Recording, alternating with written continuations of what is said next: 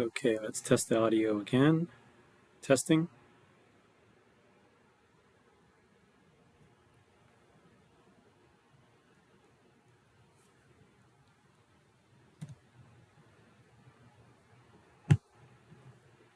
Okay, testing.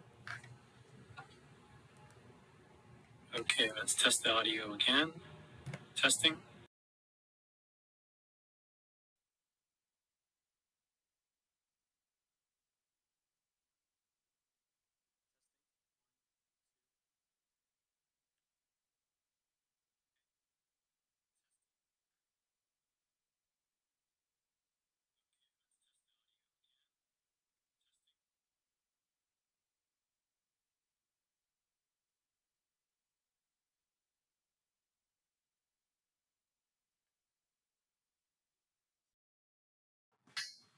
Okay, I think we got everything figured out now.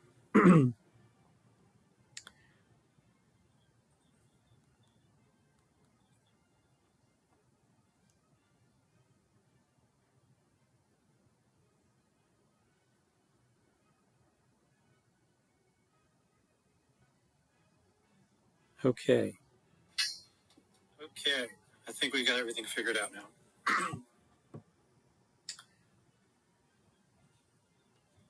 All right, so why don't we go ahead and get started here? We are going to basically cover the issues around selling art.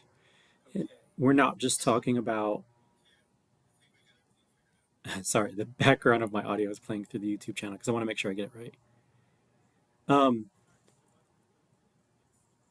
Yeah, great.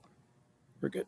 So there's really a big issue and a disconnect between selling your art and making your art. And the confusion between those two is very, very um, wide. there's such a huge gap there between making art and selling, and I feel like it hasn't been bridged um, very well.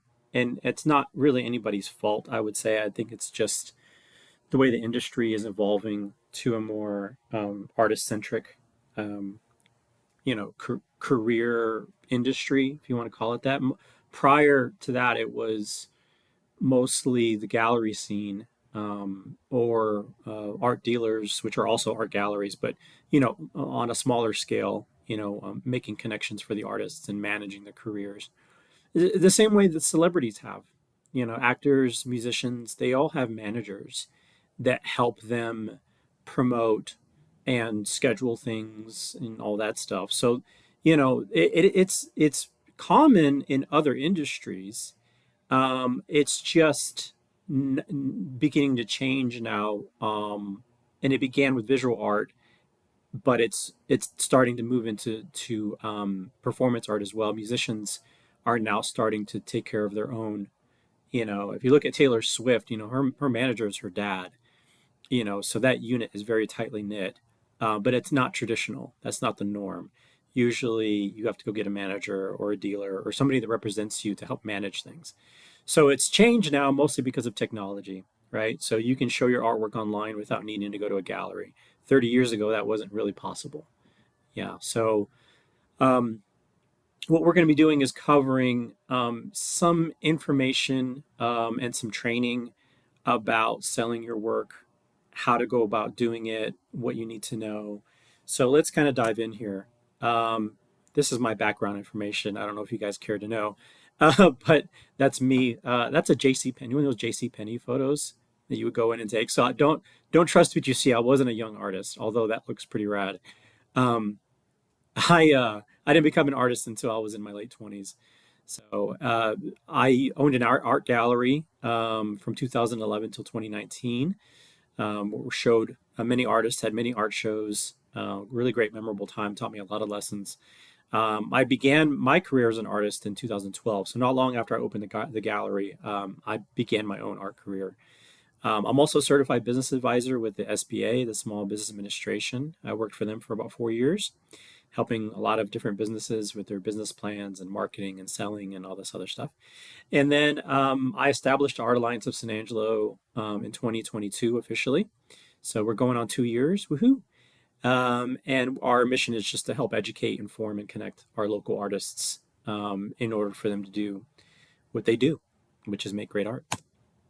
So there are 3 rules that I've learned when I began approaching the selling of my artwork. But before we get into that, I wanted to talk a little bit about why do artists struggle to sell their art. We touched on that a little bit, but I really feel like it's a good idea to talk a little bit more in depth and just validate some feelings that I think people have about selling, and I think it's just better to get that out of the way and just be honest about it. Um, Selling isn't fun for artists, and I would say some artists enjoy it, but most don't. That's just my experience and what I've read a lot of and seen a lot of in real life and online. And they struggle, I think, mostly because artists are introverts, right? Where most of us would rather just be at home with our cats and making art and enjoying our lives without having to interact with people, because people are confusing. They're unpredictable. And so that's, the selling process can make that very challenging and anxiety inducing. So the other struggle has to do with the knowledge and education part of it, like we talked about a minute ago. It's just not a normal thing. That's a course.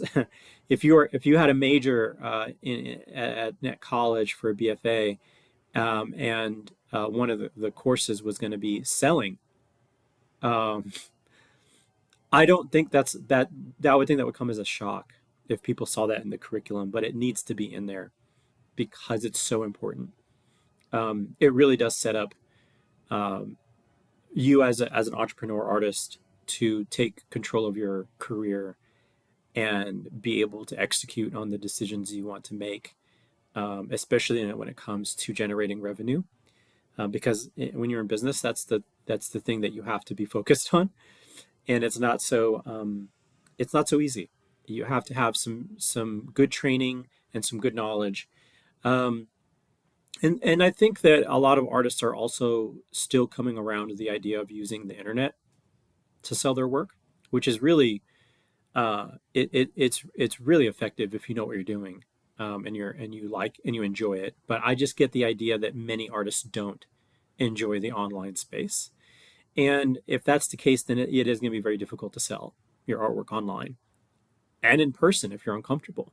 But if at the very least, I hope that you walk out of this particular virtually walk out, not literally walk out, at the end of this, uh, walk out feeling like you have a little bit more to go off of, things that you didn't know before, and nobody really told you or cared to train you on. So that's what this is for, and we're going to dive right in now that we have a little bit of context around why it's so challenging. So these are 3 rules that I was given by a mentor of mine. She goes by the name of Lori Justice Pace. She's a wonderful artist out of Dallas, very vibrant equestrian paintings. And she told me these 3 rules. In any situation where somebody's going to buy art, these 3 rules apply.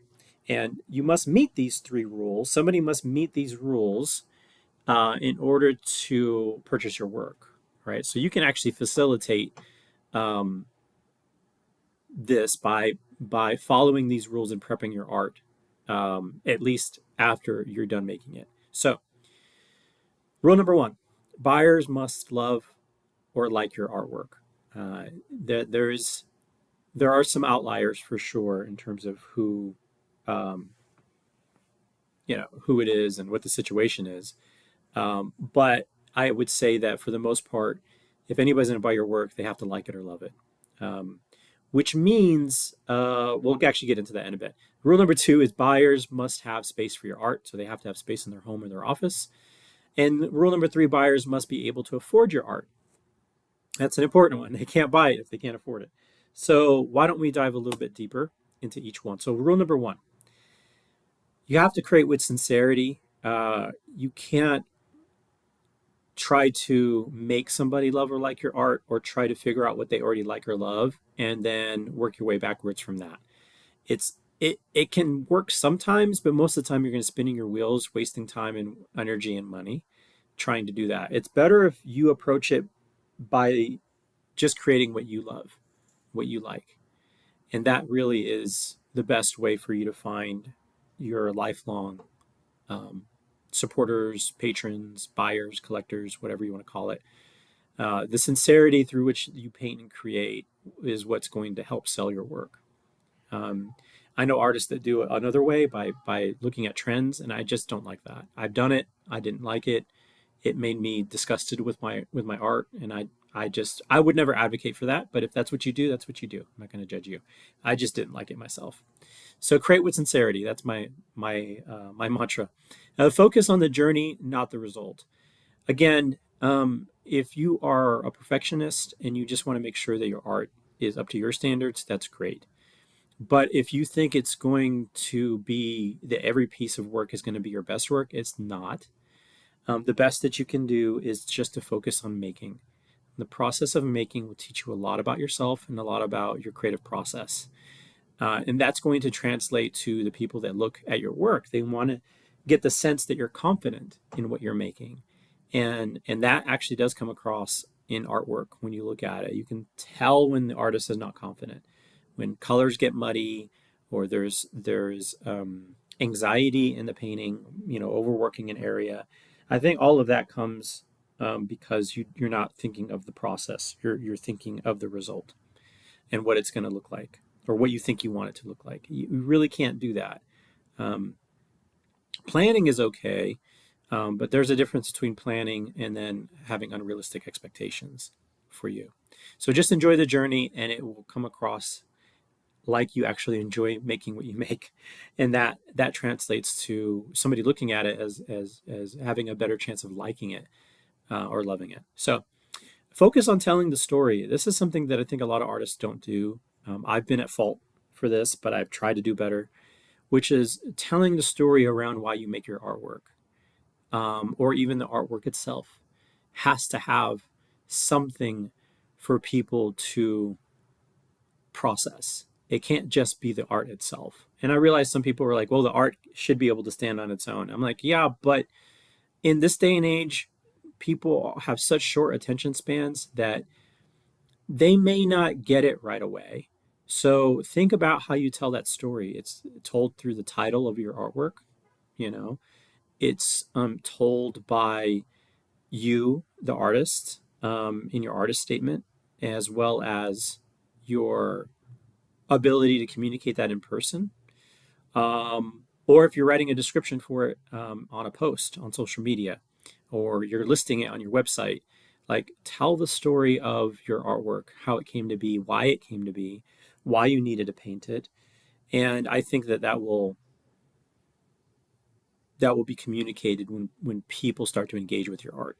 And that really does help people develop a likeness or a love for it.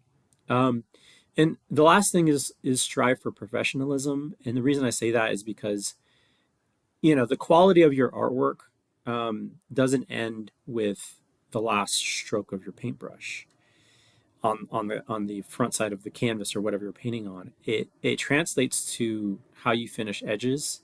It translates to you signing your work. It translates to you having hanging wire on the back already. It translates to um, varnish, if you decide to varnish your work. So you could see there's a lot of things you could do to increase the professionalism of your art, which makes it much easier to like and love, because people will go down that path of trying to commodify your artwork. And that sucks because it shouldn't happen. But some people do that because they don't know not to. And so they'll look at little details, and you don't know what could be the thing that drives people away. But being professional never hurts. You're not pretending to be anything else except really good at what you do. And so I always try to recommend people to think about that as after they've created their work. What else? What would elevate it? Beyond the creativity, what would elevate the work even more? So that's how I approach rule one. So rule two, um, the size of your work is always going to have an impact on whether somebody can get it or not. They probably can picture their home really easily and know where it's not going to fit and where it's going to fit. And most people walk in with that sort of ability. And so think about that in terms of when you're making your work. Don't be afraid to go big and don't be afraid to go small, because the more range you have in the sizes that you create, the more opportunities you have in order for it to reach the right person. Obviously, there's a lot to go with that in terms of, like, creating bigger work. The space that you have, to store, to work on it may limit you, but I wouldn't be afraid of testing those limits and just trying to see what you can come up with at different scale. Prints are going to meet a lot of needs, and they're the easiest thing for you to produce once it's all set up and sell. It's the kind of thing that makes money while you're asleep, right? You still have to get it out the door, don't get me wrong. It just doesn't take as long as you making one piece of artwork. And so that's kind of residual. And so having prints available of a work, maybe you have an original that's like a 48 by 48, and somebody likes it but it's too big. If you have small prints available, then you're probably going to close that sale, probably. And so just make sure that you're thinking about the different various print formats, because they can range in prices, whether you're talking about stretched canvas, or a flat print with different types of material. That's going to impact, again, how much they like it or love it. The quality, of course, is going to impact that, and as well as the price, which we talked about in our previous webinar. So show your art at scale. This is important as well, because they have to get a sense of how big it is. This is really more important in terms of online. If you have a big painting, then you should try to find a way to display that in a photo that it shows its scale. So something like a table or a chair, or a desk, or a plant, and have that next to your work so that it gives it a sense of scale, so people can make a decision on what they want. Okay. So the last thing is give as much information as possible. You want to make sure that the person that's looking at your artwork has all the information they can go off of. And in person, this is mostly just displaying on the label, the medium, the size, what the materials are, if you paint it on wood versus, metal or canvas. But when you are in person, and people start to ask you questions, it's good to give up additional information so that you can give them what they need, and in terms of making a decision, right? Online, that actually does translate more to providing more context of the painting. Remember, we talked about telling the story, as well as talking about shipping. Um, what are some things for them to be aware of in terms of the artwork itself, and is it framed, is it not framed, is it come already ready to hang, does it have a certificate of authenticity? Those are all things that you need to include with the information. So again, that helps them on the size, with the size area. Adding that additional information really does help them in making that decision. So rule number 3, and this really has a lot to do with being sensitive to the folks that are in your area. We talked about this in the pricing webinar. So if you go to our YouTube channel, which you're probably on, and look up our previous webinar pricing, the price sensitivity is something we talked about. And just a quick recap, your area and where you live may be most likely the place you sell most to. So you want to be careful to not overprice your artwork based on the price sensitivity of your area. So you may have a high price sensitivity, like our area here. We're very sensitive to changes in prices because this is a blue collared, rural West Texas town. Most people here are not white collared workers. The majority are blue collared. And so you have to think about that when you're presenting your art, and the prices.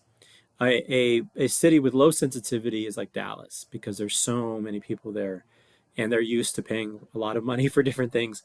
And there are more people that are wealthy there, so per capita. So you're seeing the price sensitivity relatively low in big cities. So thinking about that, the price sensitivity of your area and how you decide to price your work according to the materials, whether it's a print or a small original piece, is important because you will find out that you could be sitting for a very long time with artwork that won't sell for a bit. And in other circumstances, you may sell it very quickly because you priced it just right.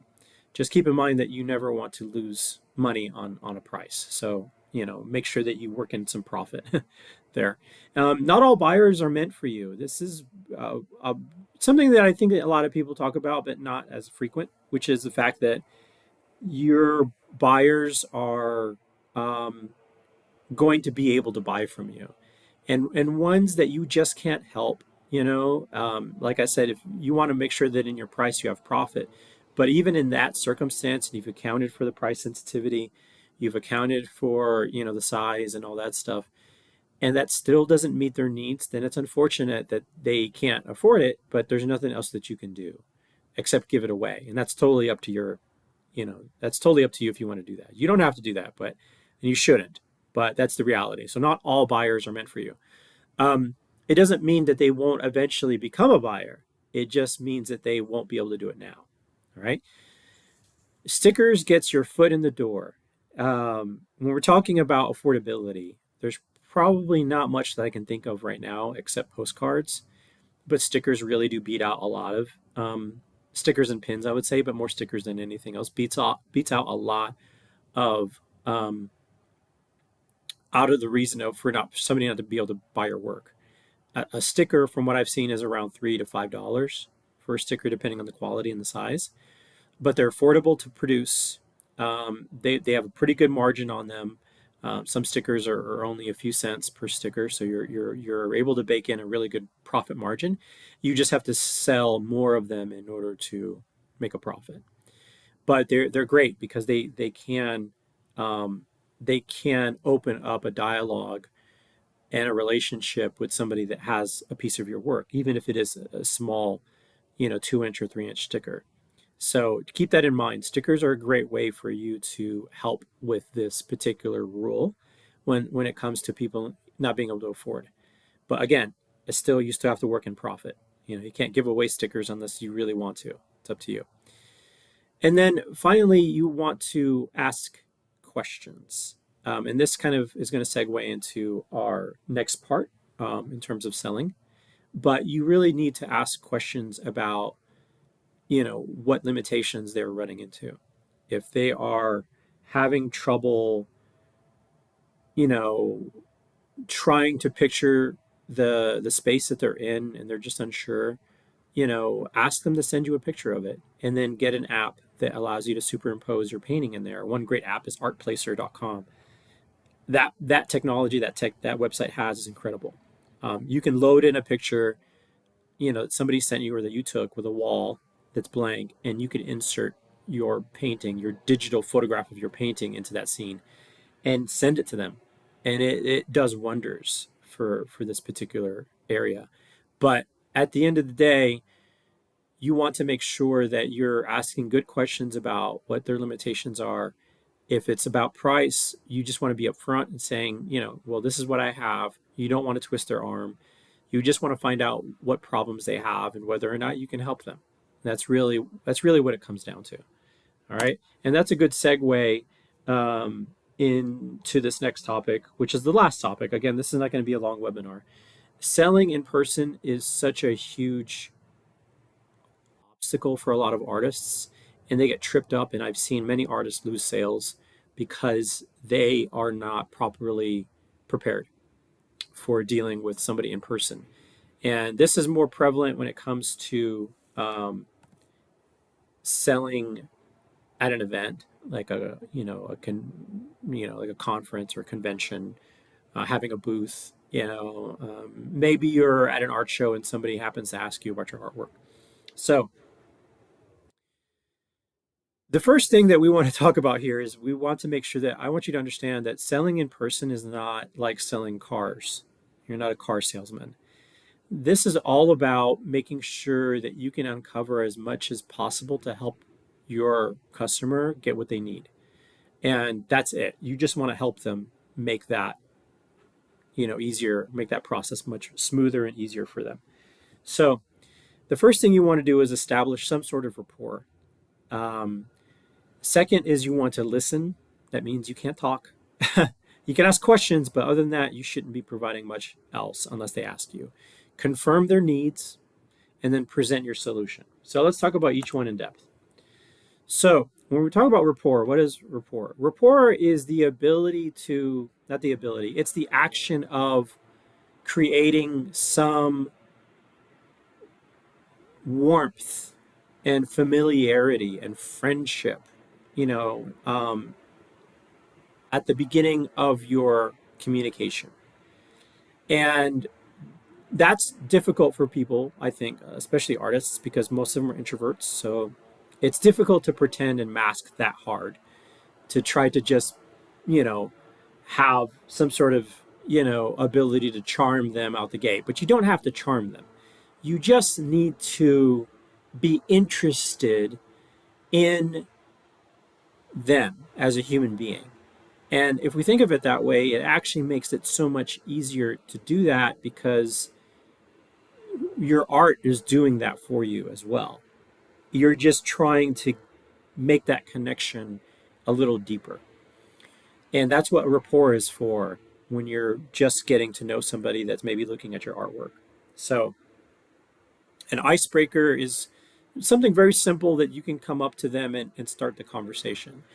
I would just lead in with, I noticed you're checking out the painting. Like, do you have a favorite that you've seen so far? Or, I noticed you were looking at my artwork. This particular piece is blah blah blah blah. I just thought that'd be interesting for you to know. Like just little tidbits like that. It doesn't have to be like, some weird rehearsed line that seems insincere. It's just genuinely in the moment with them and trying to express something to them during that moment. Because they're not going to be in that moment with you for long. They're going to walk out way or move on to something else. So you'll take advantage of the moment and what's happening in that moment. They're looking at the art. Maybe they want to know something interesting, or maybe you're present with them and you like something that they have on. Maybe you want to give them a compliment. Just be genuine, whatever the icebreaker is. Next, you want to be curious about them.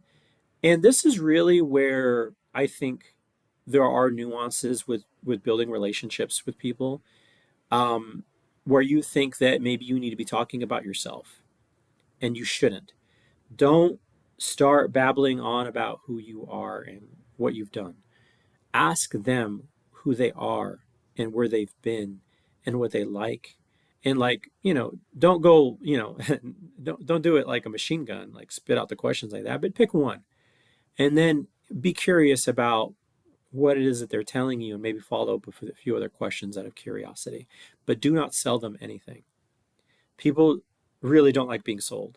And although this is sales training, it should be known that you're not going to get very far if you try to close the deal immediately.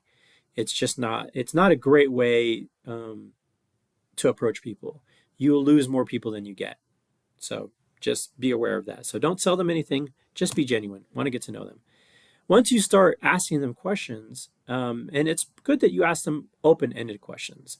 A closed-ended question is something like, a yes or no answer. Like, you know, do you like this painting? Yes, that's a yes or no. Or rather, an open-ended question is, what do you like about this painting? Is not an open-ended question. They actually have to talk. And once they do, you can't interrupt. Don't interrupt. Um, Take mental notes. You know, keep track of things that they've said.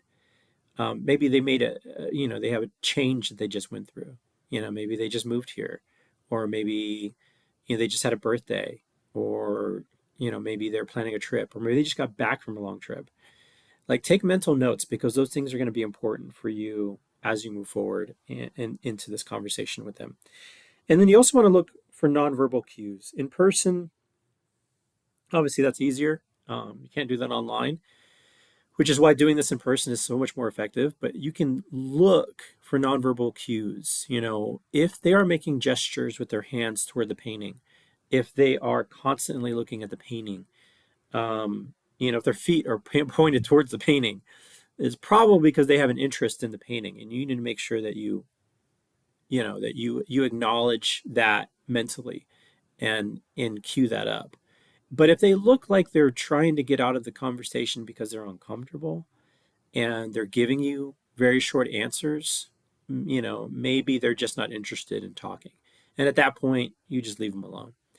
But if they are giving you more information about, what their intentions are with their hands or their facial expressions, if they're excited, those are all good, nonverbal cues for you to take in consideration as that this person might be interested in your artwork and you should continue that conversation with them. Next, you want to confirm their needs. Repeat to them what they are looking for and be specific. Whenever the conversation starts to kind of circle back to why they're there, I mean, they're looking at your artwork. You could circle back with some of the things that some of the information they've given you and help tie that in for them because they may not realize it. If they just said, we just got back from a long trip, and we're just getting settled back in, you might tie that in and say, where was your trip to? Was it was it the West Coast that you said? I have a painting that actually I did of the West Coast, and there's the sea. Like you have to be able to listen for cues that ties in with things that you are aware of, that they may not be aware of, and that's why you ask questions at the beginning so that you can listen and take that in, and then be specific because it'll help them make that determination much more easier. You're helping them make that decision basically, and then you want to ask for clarity. Like maybe. Maybe you're a little unclear about why, they're looking for our work in the first place. Maybe you're unclear about where it's supposed to be going or, what space they're thinking about. Like ask more questions and ask for clarity about that and be concise. You don't want to ramble on with your own stories. And, you just want to confirm with them that this is what they're looking for based on what the conversation's been.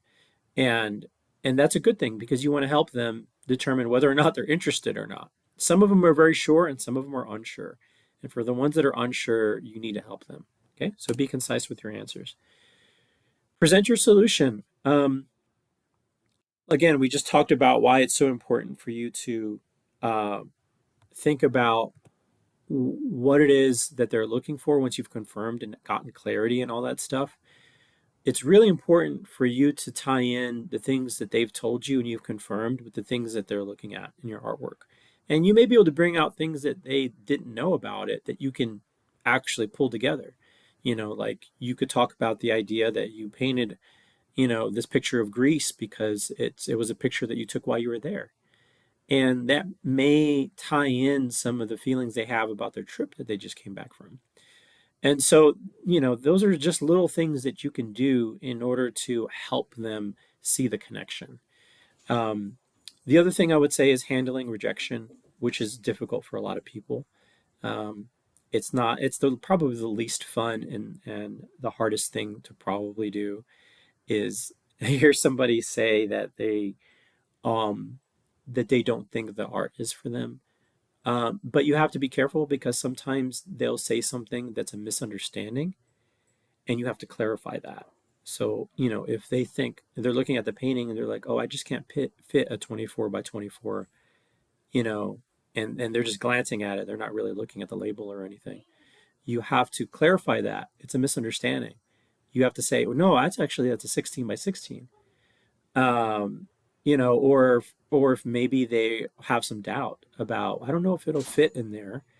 It seems like it'd be a tight fit. And then you can say something like, well, I can understand, we definitely don't want you to, make a commitment to this and then figure out it doesn't fit where you want to, but I'd be happy to, come out and help install it for you to figure that out. And if it doesn't work for you, I can find a smaller size for you in a print format. How does that sound? So, that's a way for you to be able to help them with that particular problem if they're having some doubt or misunderstanding. Um, and in some cases, you just have to be very aware of some of those cues of, they don't seem very engaged in the conversation. Um, and they just don't, they're just not interested in your offer. And at that point, you say, well, great. Let me know if there's anything you need. Um, please check out my social media. Be happy to share my story with you, and that's it. You walk away from that, and don't linger on that experience. Just know that it wasn't for that person, and better you find out quicker than later, and wasting your time. You know what I mean? Because some people will do that. Some people that don't want to buy from you if you're at a very busy event don't really have any interest in buying anything. And at that point, if you're there on business, you really do have to kind of help end that conversation in a very polite way. And you go just say, oh, after you've asked them, is this something that you might be interested in purchasing? No, not right now. Okay, well, hey, you don't want to take any more of your time. It was great visiting with you. Let me know if you have any questions. That's it. Get out of there and give your time to somebody that might be interested in buying your work. Again, this is for in-person stuff. Online, this is very different. Um, the last thing is, once you've had this conversation, you've determined a lot of things, you understand that they're interested. There's no real, easy way to tell you that you just have to ask for the sale. You have to ask them if they're ready to buy. And I know that sounds uncomfortable, and many of you probably won't want to do that. But in all reality, the person is waiting for you to do that. You know, some people just want to be asked. After you've done all that communicating, some people just want to be asked. Some people want to give you their card if you ask for it, their payment information. But once you do that and the sale begins, you have to stop talking. It's the biggest thing that I've seen that artists tend to do is they talk themselves out of the sale. This one time, I saw an artist that was trying to close a sale, and they had the credit card in their hand. And then they went on talking about a story that was like 10 minutes long. And then the person said, I'm so sorry, I have to get going because my children or whatever. And they grabbed the card out of the artist's hand and they walked away very quickly because they were in a hurry. And the artist was just sitting there, like completely caught off guard and deflated because they were so sure they were getting the sale, a good sale too. And there's nothing else you can do. I mean, you can try to chase after the person, but if you didn't get their information or nothing, then it's unfortunate that you lose that sale. So when you start that process with somebody and you're ready to ask for the sale, you have to just ask them, "Are you ready? Are you ready to buy it? If you are, I can help you right over here."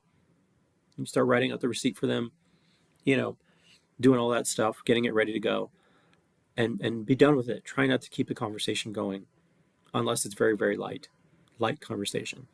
Otherwise, just shut up. And once you're done collecting the sale, then you can continue on if you'd like. How to not lose a sale. So, in closing the sale, like we just talked about, it's really important that you focus on the transaction. The transaction is going to be making sure that you're charging the right amount, that you're giving them a receipt, that you are packaging the artwork for them. Um, tell your story after that sale is done, but ask for their address and their email.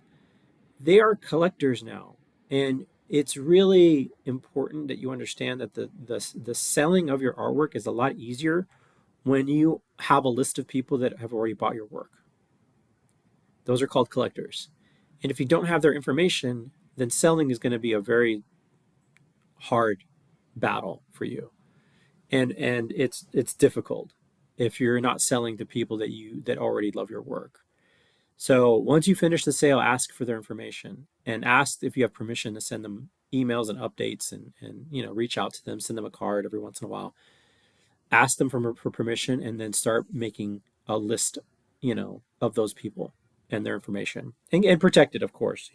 Don't keep it written on a piece of paper and leave it around anywhere. Keep it on file, back it up on your computer. It's really, really important. It's your bread and butter.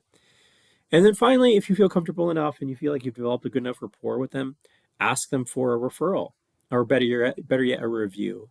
If you have, hopefully you have a Google listing. If you do, send them there, because that's the best place for SEO. Facebook's great, but in my opinion, Google reviews are better. So if you're also comfortable to ask them for business and say, hey, do you know anybody else that likes this kind of artwork? Would you mind referring them, sometime down the road? I think you got to be tactful about that, because asking for business can sound a little icky. So try to phrase it in a way that feels natural, and I would encourage you to ask people that you definitely have a rapport with. People that you don't have a rapport with, it might come across as a little pushy. So just keep that in consideration. All right. That's really it. I wanted to keep this short and sweet so that you guys can move on with your day and get the information you needed. Here are some recommended resources for y'all. There's a great book that I love called Selling the Invisible by Harry Beckwith. Selling the invisible is selling things that are not tangible, like classes and subscriptions and stuff like that. But there's a lot of great insight into that, and I think there's some parallels there with art. Art isn't tangible per se in terms of the emotional part. The physical part is, obviously, but there are some correlations there. I think that's important. Art Placer, we talked about mocking up some of those images for scale so that you could make sure that somebody can realize how big or small your artwork is. And then the podcast that we have, which is we try to keep up with the latest interview with a local artist here in San Angelo, Inks, is on the podcast. It's really, really great. He talks about his journey and his creative process, and it's all great. So please check it out. It's on Spotify and Apple Podcasts. And a book that I would recommend right now, I'm reading The Profitable Artist. It's published by the New York Arts Foundation, and it's really good. I have several art business books, but this one is really, it does cover a lot of great detail and good information, and it's recently been updated. So highly recommend that. And another book that I really like is Find Your Artistic Voice by Lisa Congdon. She is a art book author. She's released several books. This one I really like because it does focus on your creative process, which is really important when it comes to selling. If you are focused on trying to just make the sale, before you've made your art, I think you're going to fail at that. Ultimately, it doesn't last very long. But she does talk about how to develop and trust your artistic voice. And it's a great book. I really enjoyed it. Lots of good stories in there. So you can find the Art Alliance online. We've got new members. In fact, we just got the Arts Council of Brownwood. They are a new partner member. They just joined. We also got some new members that are joining up as well. Join our Facebook group, because that's where we put out all our information. So you just go to the Art Alliance San Angelo Facebook group, ask for permission. You have to answer a question there to join the group, because it is private. And then just want to talk about some goals for the future is more of these mini workshops, webinars or whatnot done on our YouTube channel, because it's free and, it's always going to be there. So it's a great place to have it. And more collaborations. We have our next artist mixer on April 4th at the Chicken Farm Arts Center inside the Trace Do Studio with Keith Stinnett and his family. That's going to be from 5:30 to 7 p.m. on the 4th of April, 2024, which is coming up real soon. And the last one was a big hit. It was over at Donata Gallery and Boutique on Beauregard, and it was fantastic. It was so much fun catching up with all the artists, but this is going to be fun too. We look forward to that. So more collaborations to come. And if you have any suggestions about what kind of workshops you'd like to see, please email us, please contact us, shoot us a message, leave a comment, and we'd love to consider those for the future. So that is it. I'm going to end things there, and hopefully this will